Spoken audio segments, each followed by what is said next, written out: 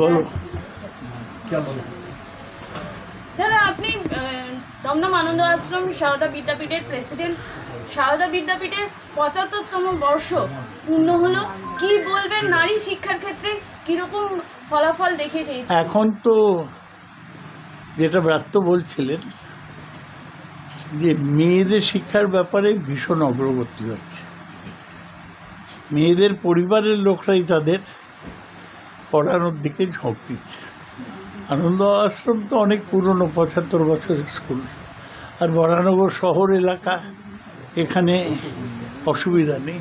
কিন্তু যেটা ব্রাত্য বসু বললেন যে আজকাল বিভিন্ন জেলায় মুসলিম ছাত্রীরা ব্যাপকভাবে স্কুলে পড়ছেন, এটা খুব আনন্দের কথা।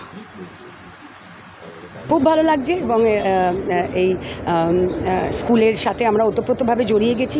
বড়দি আমাদের প্রত্যেকটাই অনুষ্ঠানে উনি আমাদের আমন্ত্রণ জানান এবং আমাদের এই পরিচালন কমিটির প্রেসিডেন্ট অধ্যাপক সৌগত রায় তিনি এসেছিলেন, আমাদের মাননীয় মন্ত্রী অধ্যাপক ব্রাত্য বসু এসেছিলেন, আমরা সকলেই ছিলাম এখানে, চেয়ারম্যান ভাইস চেয়ারম্যান সকল সিআইসি মেম্বার্সরা ছিলেন।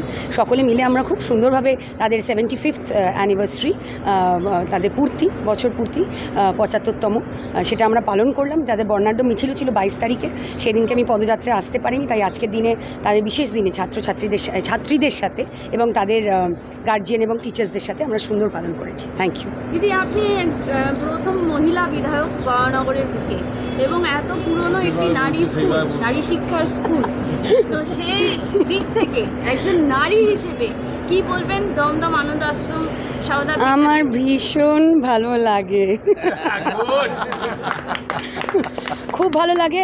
একজন মহিলা হিসেবে, একজন নারী হিসেবে অবশ্যই গর্বিত বোধ করি আমি যে আমি এমন একটি রাজ্যে বাস করি যে রাজ্যের মুখ্যমন্ত্রীর নাম মাননীয় মমতা বন্দ্যোপাধ্যায়, এবং আগামী দিনে তিনি যেভাবে মহিলাদের জন্যে তিনি তাদেরকে এগিয়ে নিয়ে চলেছেন, তার একজন ক্ষুদ্র কর্মী হিসেবে আমার গর্ববোধ করি আমি যে আমি মানুষের জন্য কাজ করার সুযোগ পাচ্ছি, তার জন্য থ্যাংক ইউ।